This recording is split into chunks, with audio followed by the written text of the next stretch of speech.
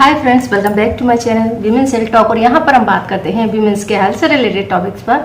तो फ्रेंड्स, आज की वीडियो फिर से हम जो आपकी प्रेगनेंसी डाइट है उससे लेकर आए हैं, क्योंकि इसके पहले भी मैंने आपको एक वीडियो में बताया था कि कौन सी चीज़ें हैं जो आपको प्रेगनेंसी में खाना है, कौन सी नहीं खाना है। क्योंकि प्रेगनेंसी टाइम बहुत नाजुक होता है और ऐसे में शुरू के जो 3 महीने होते हैं उनमें बहुत ज़्यादा ख्याल रखना पड़ता है। और बहुत सारी बातें आपने ऐसी सुन रखी हैं कि ये चीज़ें खाने से नुकसान होता है, ये नहीं खाना चाहिए, ये खाना चाहिए। तो ऐसे में बहुत सारी चीज़ें जो हमें प्रेगनेंसी में ज़रूरी होती है, न्यूट्रिशन की ज़रूरत होती है, पोषक तत्वों की ज़रूरत होती है, बहुत सारी चीज़ों को हम छोड़ देते हैं और इसी डर से कि कहीं कुछ नुकसान ना हो जाए।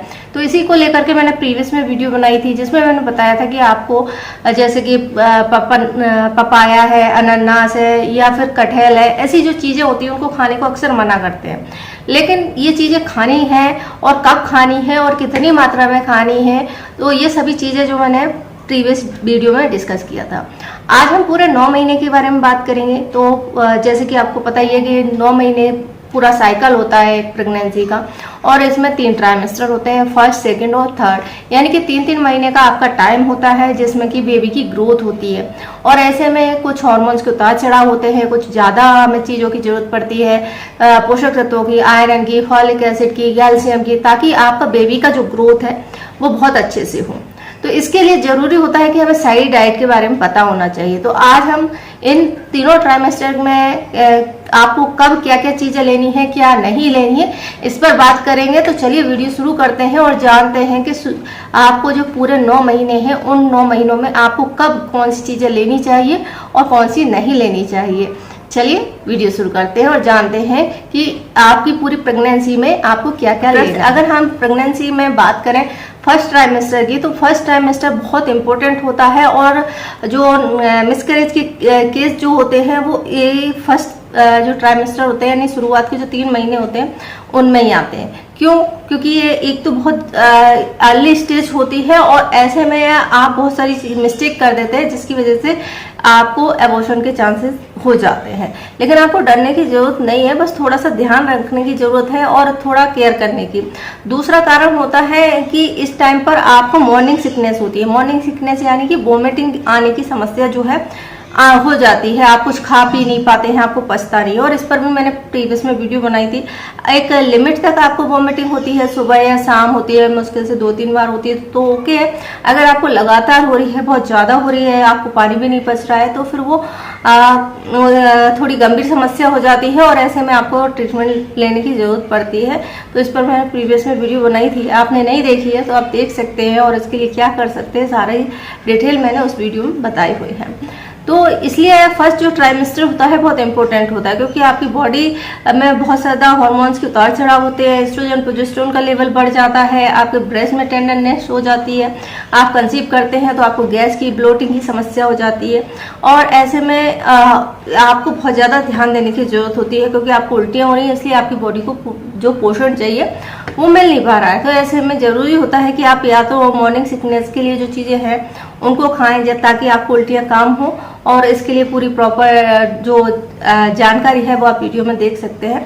तो चलिए शुरुआत करते हैं फर्स्ट ट्राइमेस्टर की, कि फर्स्ट ट्राइमेस्टर में आपको किन चीज़ों का ध्यान रखना है और कौन कौन सी चीज़ें हैं जो आपको डाइट में लेनी है और कौन सी हैं जो नहीं लेनी है। फर्स्ट ट्राइमेस्टर की बात करें तो सबसे इम्पोर्टेंट होता है कि जो आपका फर्स्ट ट्राइमेस्टर होता है उसमें आपको पपीता है, अनानास है, कटहल है, तिल के बीज हैं, ऐसी जो चीज़ें हैं वो नहीं लेनी है। क्योंकि अगर आप इनका सेवन करना भी चाहते हैं तो ये पूरी नेचुरल तरीके से पकी हो तो ठीक है, जो कि मैंने प्रीवियस वीडियो में इसका पूरा डिटेल बताया है कि आप कब ले सकते हैं और कितना ले सकते हैं।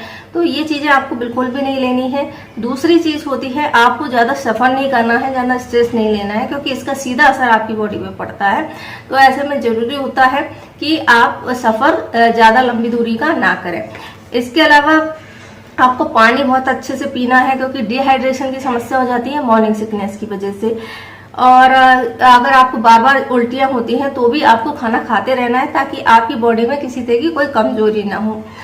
इसके अलावा लिक्विड डाइट आप ज़्यादा ले सकते हैं, क्योंकि लिक्विड जो होता है अगर आप उल्टियाँ भी करते हैं तो वो आसानी से निकल जाता है और इसमें आपको ज़्यादा दिक्कत नहीं होती। साथ ही साथ ये आपकी बॉडी को हाइड्रेट करता है और आपके लिए जो जरूरी मिनरल्स होते हैं, पोषक तत्व होते हैं, वो जल्दी एब्जॉर्ब होते हैं। तो ये चीजें आपको फर्स्ट ट्राइमेस्टर में करनी है। और इसके अलावा अगर हम बात करें सेकेंड ट्राइमेस्टर की, जो कि होता है 3 से 6 महीने का, तो ये हमारे बीच का मिड एज कह सकते हैं बेबी की, जहाँ अच्छे से ग्रोथ हो रही होती है और इसी टाइम पर आपका बेबी बम्प जो है दिखाई देने लगता है। इसके अलावा आपको पाइल्स की समस्या होने लगती है या फिर आपकी नाभि में हल्का फुल्का दर्द भी होने लगता है। तो इन सभी प्रॉब्लम पर मैंने प्रीवियस में वीडियो बनाई है, आप प्लेलिस्ट चेक कीजिए, आपको मिलेगी। इसमें बोन्स और मसल के लिए जरूरी होता है, क्योंकि आपकी बेबी जो है बढ़ रहा है, उसके लिए जरूरी कैल्शियम की जरूरत होती है, उसकी प्रोटीन के लिए जरूरत होती है ताकि उसकी मसल जो है अच्छे से बन सके। उसके ब्रेन के लिए भी फॉलिक एसिड की जरूरत होती है। तो ऐसे में आपको जो सप्लीमेंट डॉक्टर लिखता है वो जरूर लें, और साथ ही साथ इनकी भरपाई करने के लिए आप कुछ फ्रूट्स ले सकते हैं। जैसे कि सप्लीमेंट में आपको आयरन, कैल्शियम, फॉलिक एसिड की जो टैबलेट लिखी जाती हैं उनको स्किप ना करें, बहुत इंपॉर्टेंट है, क्योंकि अगर आप इनको स्किप करते हैं तो आपके बच्चे का विकास सही से नहीं होता है। नेक्स्ट होता है, इस टाइम पर आपका डाइजेशन बहुत ज़्यादा डिस्टर्ब होता है, तो इसका जरूर ध्यान रखें। फाइबर वाली चीज़ें लें, क्योंकि इस टाइम पर आपको पेट में दबाव, फूलना, ये सभी चीज़ें जो है आपको ज़्यादा होंगी। इसके अलावा आप दूध और हरे पत्तेदार सब्जियां लें, जल्दी से पचने वाला खाना खाएं ताकि आपको डाइजेशन में कोई प्रॉब्लम नहीं हो। आप हल्की फुल्की टहलना या वॉकिंग कर सकते हैं, जो कि आपके डाइजेशन को बेहतर बनाता है। तो ये आपको ध्यान देने की जरूरत है।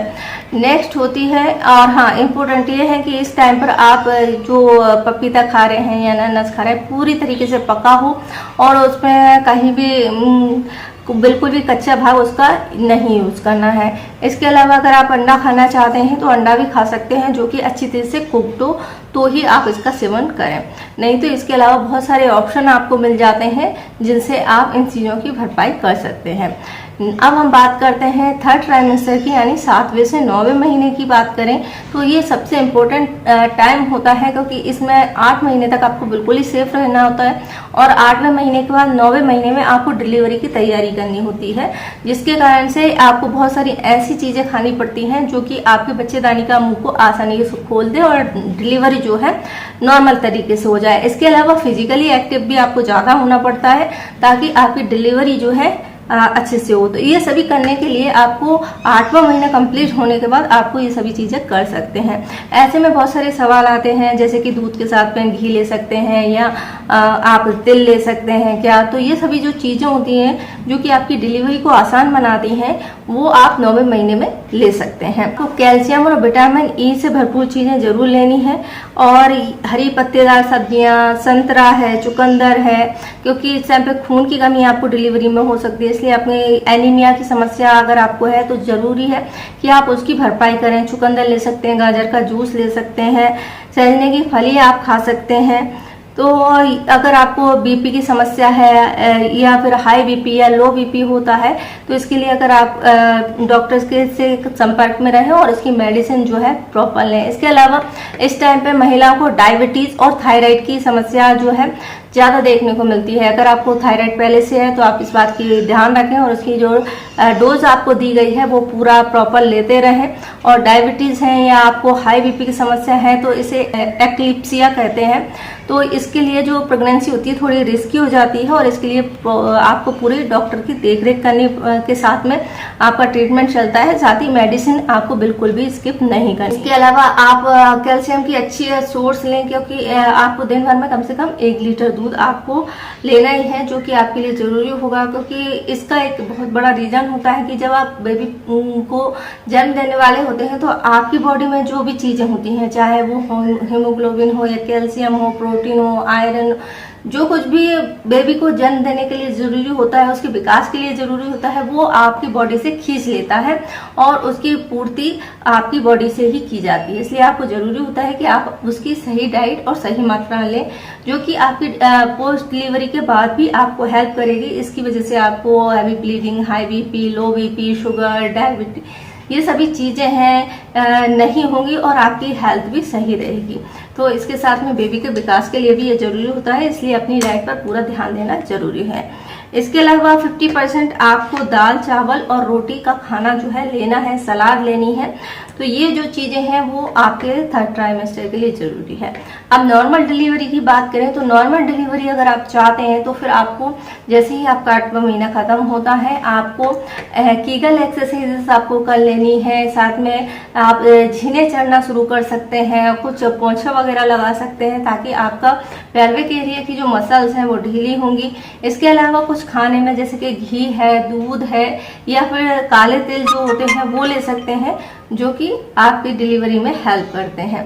तो ये सभी जानकारी थी कि आपके पूरा जो 9 महीने का साइकिल है उसमें आपको क्या क्या चीजें जो है ध्यान देनी है और उसके अकॉर्डिंग ही आपको चलना है, और ये सभी चीजें या जो तरीके बताए जाते हैं वो क्यों बताए जाते हैं। तो आई होप आपको ये जानकारी पसंद आई होगी। जानकारी पसंद आए तो वीडियो को लाइक कर सकते हैं, शेयर कर सकते हैं। इससे जुड़ा हुआ कोई क्वेश्चन है तो आप हमसे पूछ सकते हैं, और अगर आप नॉर्मल डिलीवरी चाहते हैं तो आप कुछ वीडियो देख सकते हैं जिसमें आपको सही पोजीशन और सही पुश करने का तरीका बताया जाएगा, तो उनको जरूर देखकर जाएं और आपकी डिलीवरी जो है नॉर्मल हो जाएगी। तो वीडियो को लाइक कर दीजिए और हमारे चैनल को सब्सक्राइब कर दीजिए, हमें सपोर्ट कीजिए। वीडियो देखने के लिए आपको